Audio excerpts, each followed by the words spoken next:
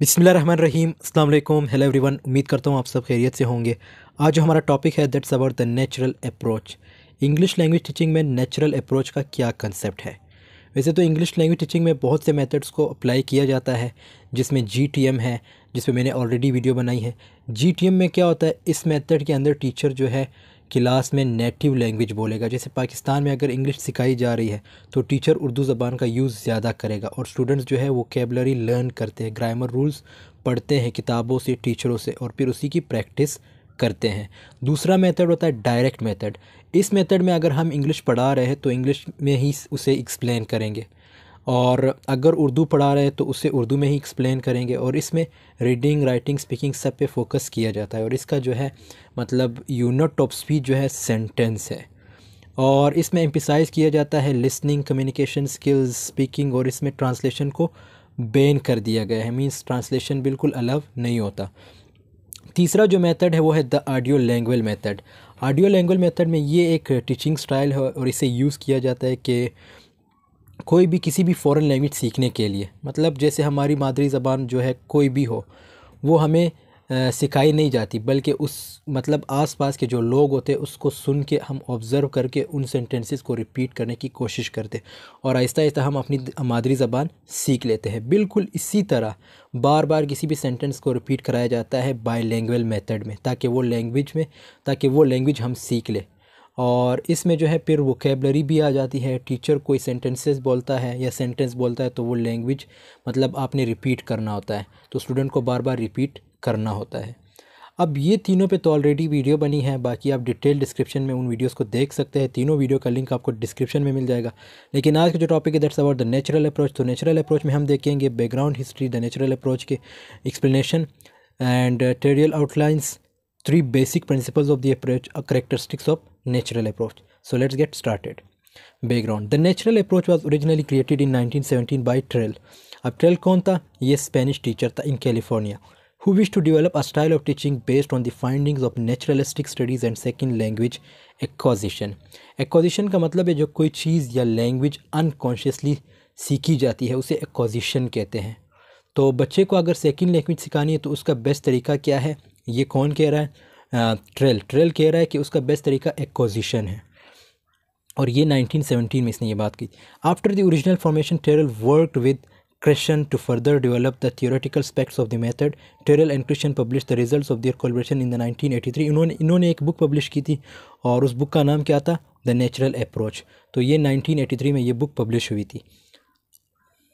The natural approach was strikingly different from the mainstream approach in the United States in the 1970s and early 1980s, the audio language method. तो audio language method तो already मैंने discuss किया है, और अभी मैंने short explanation आपको दी थी, लेकिन आपको डिटेल एक्सप्लेनेशन में वो वीडियो देखनी होगी, लिंक डिस्क्रिप्शन में। While the audio language method prized drilling and error correction. अब ऑडियो लैंग्वेज में जो था कुछ एरर थे, मतलब उनको एरर को ठीक करना ज़रूरी था। These things disappeared almost entirely from the natural approach. अब नेचुरल अप्रोच में वो एरर्स बिल्कुल गायब हो जाते हैं। जैसे Terrell and Krashen themselves criticized the natural approach as a traditional method and contrasted it with grammar based approaches which they characterized as new inventions that had misled teachers। तो इन्होंने ये कंसेप्ट दिया था ये नेचुरल अप्रोच का। अब natural approach क्या है ये आगे हम देखेंगे। The natural approach shares many features with the direct method. अब डायरेक्ट मेथड भी ये एक लैंग्वेज टीचिंग, मतलब इंग्लिश लैंग्वेज टीचिंग में जो है ये एक मेथड है, इसको भी यूज़ किया जाता है। और इस मेथड में हम इंग्लिश पढ़ा रहे होते तो हमने जस्ट जो लैंग्वेज हम सिखाते हैं उसी लैंग्वेज में हम उसको एक्सप्लेन करते, मतलब हम नेटिव लैंग्वेज या जो हमारी मादरी ज़बान होती है उसको हम यूज़ नहीं करते। अब सेकंड मतलब हम इंग्लिश सिखा रहे हैं तो इंग्लिश में ही बात करनी होगी, इंग्लिश में ही सब कुछ एक्सप्लेन करना होगा, तो ये डायरेक्ट मेथड में आता है। सो यहाँ पे आप देख सकते हैं नेचुरल मेथड भी direct, it is also known as natural method. इसको नेचुरल मेथड भी कहा जाता है, किसको? डायरेक्ट मेथड को। Which was formulated around 19 and was also a reaction to grammar translation. Grammar translation GTM, जिसमें ग्रामर ट्रांसलेशन मेथड है। तो इस मेथड के अंदर भी टीचर जो है क्लास में नेटिव लैंग्वेज बोलेगा। जैसे पाकिस्तान में अगर इंग्लिश सिखाई जा रही है तो टीचर उर्दू ज़बान का भी यूज़ ज़्यादा करेगा। तो ये जो था GTM था, ग्रामर ट्रांसलेशन मेथड था। Both the natural approach and the direct method are based on the idea of enabling naturalistic language acquisition in the language classroom. They differ in that the natural approach puts less emphasis on practice and more on exposure of language input and on reducing learners' anxiety. तो इन दोनों में कुछ similarities भी हैं, ये direct method में और natural approach में। वो क्या है वो आगे हम देखते हैं। अब नेचुरल अप्रोच को समझना बहुत ज़रूरी है। नेचुरल अप्रोच है क्या? The natural approach is a method of language teaching developed by Stephen Krashen and Tracy Terrell in the late 1970s and early 1980s. It aims to foster naturalistic language acquisition in a classroom setting, and to this end, it emphasizes communication and places decreased importance on conscious grammar study and explicit correction of student errors. तो इस paragraph का मतलब ये है, मतलब natural approach का मतलब ये है, तो नेचुरल अप्रोच का मतलब यह है कि सेकंड लैंग्वेज को ऐसे सिखाना चाहिए जैसे फ़र्स्ट लैंग्वेज को सिखाया जाता है या वो ख़ुद सीखते हैं। फ़र्स्ट लैंग्वेज से मुराद आपकी जो मदर लैंग्वेज होती है, जो आपकी मादरी ज़बान होती है, वो तो कोई आपको सिखा रहा होता है या जो बच्चे होते हैं वो ख़ुद सीख लेते हैं, मतलब ऑब्ज़र्व करते हैं। जब आप कोई सेंटेंस बोलते हैं तो आप को देख रहे होते हैं, उन्हीं सेंटेंस को फिर वो एक वक्त में आते हैं वो बोल लेते हैं। तो नेचुरल अप्रोच में ये कहा गया है कि अगर आपने दूसरी लैंग्वेज सीखनी है, मतलब एक तो आपकी मदर टंग हुई और एक दूसरी लैंग्वेज सीखने के लिए भी आपको ऐसा इन्वायरमेंट दिया जाए जैसे आपकी अपनी मादरी ज़बान को दिया जाता है। सेकंड लैंग्वेज से मुराद कोई भी लैंग्वेज, और इसमें ख़ास बात क्या हो सकती है, किताबें नहीं होंगी, प्रिंट आउट नहीं होगा, और ये बिल्कुल बेसिक से जो लोग सीखना चाहते हैं यानी छोटे बच्चों के लिए ये बेस्ट है। अब एक्विजिशन, जब कोई चीज़ या लैंग्वेज अनकॉन्शियसली सीखी जाती है उसे एक्विजिशन कहते हैं। बच्चे को अगर सेकंड लैंग्वेज सिखानी है तो उसका बेस्ट तरीका है एक्विजिशन। और इसके साथ साथ efforts are also made to make the learning environment as stress free as possible. तो इसमें जो है मतलब आपको स्ट्रेस नहीं देना होता, जैसे बच्चा नहीं होता उसको सिखाया जाता है तो उस पर आप स्ट्रेस नहीं डालते और बिल्कुल आप उसे फ्री रखते हो, फ्री इन्वायरमेंट देते हो कि वो जो बोलना चाहे, वो जो सीखना चाहे सीख सकता है। तो बिल्कुल नेचुरल अप्रोच में भी यही होता है। In the natural approach, language output is not forced but allowed to emerge spontaneously after students have attended to large amounts of comprehensible language input. अब आउटपुट और इनपुट का क्या कंसेप्ट है लैंग्वेज में, ये हम देखते हैं। लिसनिंग, अब इंग्लिश जो लैंग्वेज के 4 स्किल्स होते हैं, लिसनिंग, रीडिंग, राइटिंग और स्पीकिंग। जो लिसनिंग और रीडिंग है ये इनपुट है और जो स्पीकिंग एंड राइटिंग है ये आउटपुट है। तो इसमें जो है आपका मेन फोकस किस पे दिया जाता है, मतलब जो आउटपुट है वो ज़्यादा फोर्स नहीं किया जाता। आउटपुट से मुराद आपकी जो ये क्या कहते हैं स्पीकिंग एंड राइटिंग है, इस पे आपका ज़्यादा फोकस नहीं रहता, इस पे ज़्यादा फोर्स नहीं किया जा सकता। तो ये इम्पोर्टेंट है, ये देख ले, आउटपुट और इनपुट का कंसेप्ट समझ ले। In the natural approach there is almost a zen-like attitude towards acquiring a language. You are not forced to utter words or phrases. तो आपको ये नहीं कहा जाता कि आपने वर्ड्स को जो है मतलब फोर्सफुली आपको याद करवाया जाता है या फ्रेजेस को याद करवाया जाता है। Much less pronounce them correctly, बस आपने ये करना होता है कि आपने उसको थोड़ा बहुत मतलब करेक्टली प्रोनाउंस करना होता है। There are no endless drills जो है टेक्निक्स को कहा जाता है on correct usage, no mentions of grammar rules और लॉन्ग लिस्ट ऑफ वोकेबलरी और memorise, there is no hurry और वरी इन योर लर्निंग। कितनी खूबसूरत बात कही है। यहाँ पे ये कहा गया कि इसमें आपने ग्रामर रूल नहीं सीखने होते, क्योंकि एक बच्चा होता है जैसे वो सीख रहा होता है तो आपने बच्चे को थोड़ी ये बताना है कि यहाँ पे सब्जेक्ट लगेगा, यहाँ पे ऑब्जेक्ट लगेगा, यहाँ पे वर्ब लगेगा, यहाँ पे ये लगेगा, यहाँ पे ऑब्जेक्ट लगेगा। तो ये चीज़ें आपने नहीं सिखानी होती। बच्चा जो है वो ना ग्रामर सीखता है, ना वोकेबलरी मेमोराइज़ करता है, ना कुछ और। तो वो जस्ट आपको ऑब्ज़र्व करता है, वो इन्वायरमेंट से सीखता है और आखिर में वो जो उसकी मदर टंग होती है वो परफेक्टली बोलना स्टार्ट करता है, सेम टू सेम। इसी लैंग्वेज में भी आपने यही करना है। नेचुरल अप्रोच में भी यही कहा गया है कि आपने बच्चे के साथ यही करना है। अगर आपने ये लैंग्वेज सिखानी है तो सबसे बेस्ट होता है कि ये बच्चा सीख सकता है, क्योंकि बच्चे का माइंड जो है ओबियसली उस वक्त वो ज़्यादा एक्वायर कर सकता है और बनिस्बत बड़ों से। By continuously exposing you to the language, to how it's used in different situations, and by giving you meaningful and memorable inputs like a child's experience with his or her parents, a spontaneous emergence of speech happens. The natural approach was developed by Tracy Trill and Stephen Krashen and was introduced in the book The Natural Approach. तो ये again वही बात की गई 1983 में। This method is based on observations of how children acquire their native language, कि कैसे जो बच्चे होते हैं वो अपनी नेटिव लैंग्वेज को एक्वायर करते हैं, मींस उसको सीखते हैं। तो उसको हम ओबियसली एक्विजिशन ही कहेंगे। और इसमें भी यही बात की गई कि सेकंड लैंग्वेज को कैसे सिखाया जाए। It attempts to adapt this process of language acquisition to an adult learning environment. From this perspective, it is necessary to emphasize the importance of communicative skills instead of focusing on grammar-based language learning. This method highlights comprehensible and meaningful practice activities and introduces the language learner to a great deal of vocabulary at the beginning rather than the prediction of grammatically perfect sentences. तो इसमें obviously आपको है कंप्रिहेंसिबल और practice activities चाहिए होते हैं, because ये language सीखने के लिए प्रैक्टिस का बहुत ज़रूरी है, और ज़्यादा फोकस भी नेचुरल अप्रोच पे प्रैक्टिस पे ही किया जाता है। Basic rules for implementing this method include not using the learners native language, not implementing in grammatical explanations. तो इसमें नेटिव लैंग्वेज जिस मतलब अगर आपकी मादरी ज़बान है उसको यूज़ नहीं किया जाता, जस्ट मेन फोकस जो है सेकंड लैंग्वेज पे रखा जाता है। अगर आप इंग्लिश सीख रहे हो सो इंग्लिश में ही सब कुछ करना होता है, इंग्लिश में ही फोकस रखा जाता है, और इंग्लिश में ही जो एक्टिविटीज़ हैं वो इंग्लिश में ही होंगी। Language is viewed as a vehicle for communicating meanings and messages. अब Terrell outlines 3 basic principles of the approach. उसके क्या थे?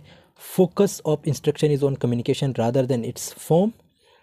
Speech production come slowly and is never forced. मतलब वो बहुत खूबसूरत बात है कि जो स्पीच है वो स्लोली बंदा जो है प्रोड्यूस करता है, ना कि किसी को फोर्स करके उसको मारना, उससे जो है बुलवाया जाए, ये इस तरह नहीं पॉसिबल।